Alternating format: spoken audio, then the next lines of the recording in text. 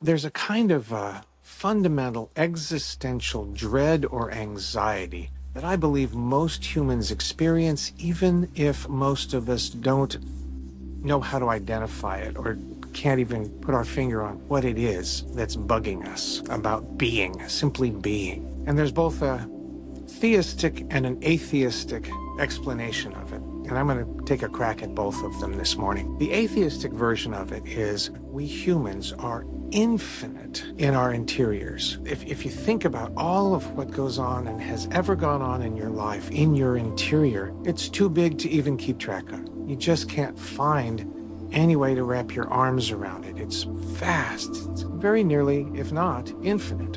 And yet, we're required to take this experience of infinite complexity and depth and richness and squeeze it into the rather condensed, dense experience of being in a body.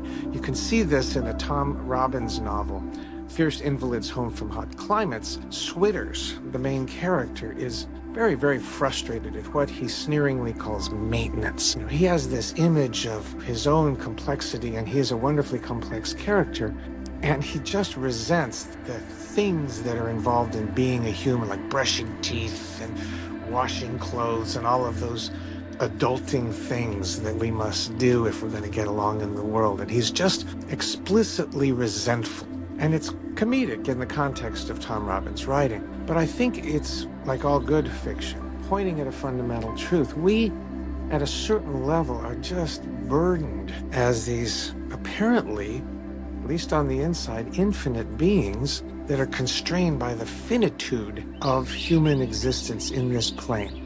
So that's the atheistic version. The theistic version is you are unlimited, boundless spirit that for a limited period of time is confined to a limited thing called the human experience.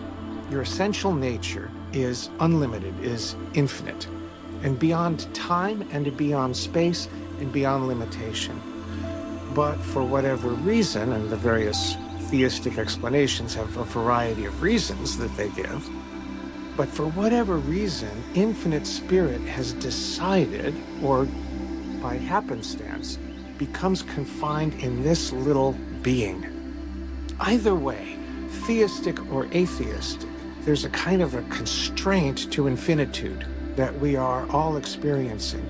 And for many, if not most of us, there are times when we don't even know what the problem is, but that's the problem. And there's no easy solution, I suppose, but the direct solution is to find a way to rest in your infinitude, which is our essential nature.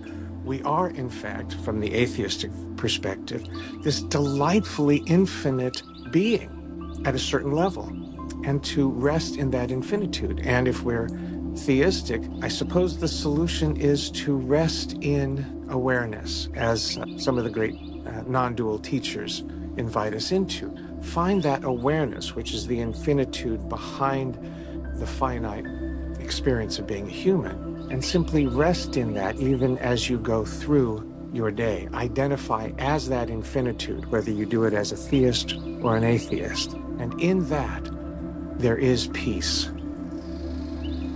There is peace. There is rest from this crunch of the human experience, if we only can identify with our infinite nature. Be well.